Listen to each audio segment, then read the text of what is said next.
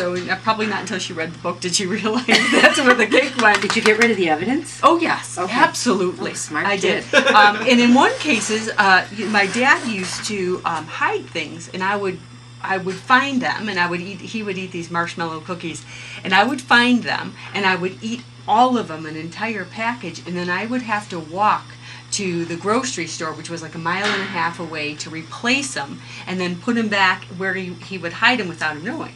Well, if they were still there the next day, it would go, it would continue. It would continue. So that is really how I kind of learned, like that compulsive eating, the addiction to food, if you will.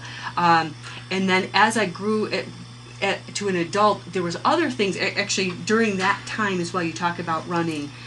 Because I gained so much weight, and that was in the 8th grade, I had gained a tremendous amount of weight. Then I started with the exercise, the over-exercising. So nowadays they call it exercise anorexia. And that's truly what I would do. I would run and run and run, and then I would sleep, and then I would go on my next food binge, and then run and run and run again. No kidding. So, yeah. So it wasn't until I became an adult that I realized that's where it really came from, is that those times. So every time when I would have a difficult moment, I would turn to my drug of choice, which is chocolate. Mm-hmm. So, for a lot of us. Mm-hmm. I can second that. Mm-hmm.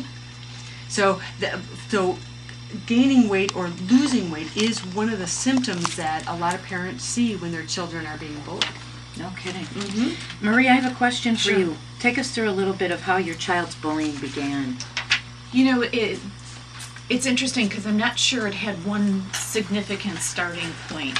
I think there are things that happened in 1st, 2nd, and 3rd grade that I would have classified as teasing before I went on this adventure, and just general kids being obnoxious and very immature, and really chalked it up to that. But if I had to say there was one significant incident in 5th grade, there was one child who began to spread rumors about my child.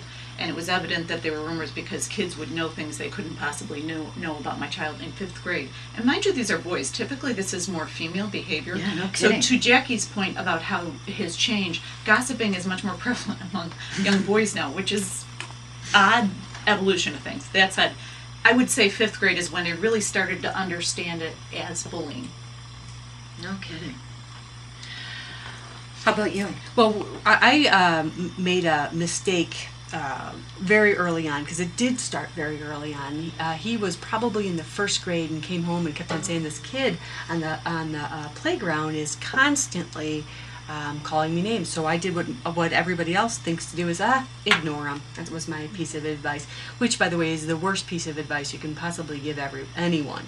And then as the months went on, it was a little bit more, and I was like thinking to myself, well, he just needs to toughen up, which again is another mistake that parents made. And then it wasn't until it was the 4th grade that I realized my son was acting very strangely. And I work at home, and he was using a computer next to mine, which is our family rules. If you're going to be using the computer, you got to be next to mom. And I went to go peek around and take a look, and he slammed the computer down.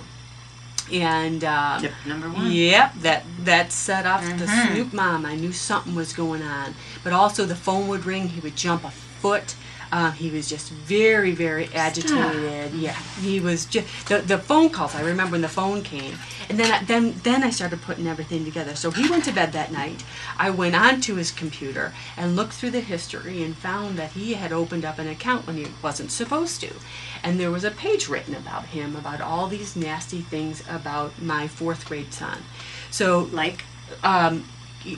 That he is overweight, that he is at a normal weight, by the way, but you know, if you're not pencil thin, you're considered overweight with a kid. Plus, I think with anybody who's insecure and bullies, they're going to pick on a hangnail. Yeah, absolutely. Or your hair color, or anything. And that nobody likes him, and that he wasn't smart. Of course, they use much nastier words than what I'm using. And there were also some stick pictures there that were very disturbing with his name underneath it. Come on. Yeah, no. So the first thing I did, I was up pretty much that whole entire night. And because I was bullied, I called my mom, who is a school teacher and helped us do a lot of the research with this. I said, Mom, what would you have done differently if this was today, and this was your son being bullied, and we came up with a whole laundry list of things to do. But the first thing I did was I called the other parents. Did not get a response from them. Then I went to the principal, and I went to the teacher, and when I wasn't getting, I got a little bit of a response, and they did something that was a little bit silly, and we recommend this not to happen, is they brought both of the boys, my son and the other boy, into the room and discussed it. Now, Marie, help me with this Sure. one. You don't think that's a good idea? Yeah, peer-to-peer resolution should never happen. What it does is it re-victimizes the child. They have to relive the bullying incident. They have to look at the person that bullied them, and so they relive everything. So it's humiliating again. So it never works, and the bully walks away, and I guarantee you, within 5 minutes, that bully is laughing about it. There's no good effect that can come out of that.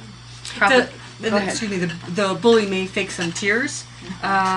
In many cases, that's exactly what happens. They fake some tears, and then, the teacher's like, well, he truly is sorry, or she truly is sorry for this happening. And then, they think they're beyond it. But then other things sneak in. So it might go quiet for a little while. So the teacher thinks the situation's resolved, end of story, and it's handled, and that's the end. And you can't blame the teachers. They've got so much going on in the classroom that it's just like one more thing going on.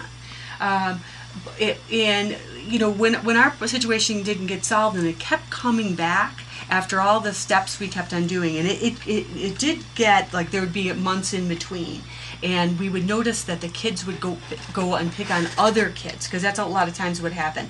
The bully will be done with one kid, and then he moves on to another one. And then he would go back to the other one, because that bully is looking for a reaction. So what finally ended up happening is, after going to the principal and going to the superintendent, I made some phone calls and really figured out what our rights and responsibilities were, and realized what our laws were in the state of Illinois, and presented it to the school. I said, okay, this is what's going to happen. Now, I did this all in a very, very short period of time, but during that entire period of time, one of the things we worked on with our son was that he needs to stand up for himself. Because, and I mean that in a very positive way. I don't mean him slugging somebody. Yes. I mean for him to say in a very calm voice, "Stop it, I've had enough." Because a lot of times what happens is that the bully is looking for the tears, or looking for the crying, or looking for them to do nothing, and they continue to pick at it like a scab. But once my son really started standing up for himself, we really did start seeing some changes. Now, it didn't completely end, because 2 years later, in October of this year, of 2010, something happened again, but I nipped it right in the butt right away, and the other parents were involved, the school was involved, and that has seemed to have put an end to it. In that time, we'll see again when August and September come along, because that's when you really see a spike in bullying. Everybody's trying to jockey for position, and the bullies, popular power is what it's all about. It's the power in trying to be popular by getting other kids to laugh. Right. Hold that thought, kids. You're listening to the Laura Dion-Jones Show on WRMN 1410 AM, and it's halftime, so before we go on, we'd like to thank our very special sponsors. Dr. Claire Oleas, of course, you know her address, 2001 Larkin Avenue. There'll be a quiz on that later, so you've got that committed to memory. 847-888-9988 is the phone number for Dr. Claire. She, again, Posturepedic, you are right there, Posture A1. You nicely done. When was the last time you saw Dr. Claire? A week or two ago. I'm going next week. Oh, right there. Mark that down on your calendar. A tune-up next week, okay? For sure.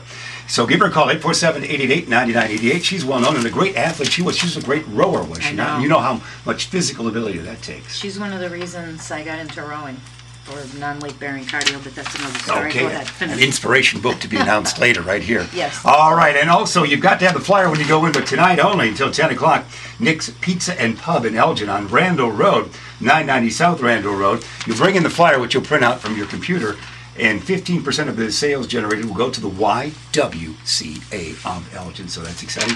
And you'll be there tonight? I'm not sure. It depends how long my class goes at ECC. All right, she'll be there.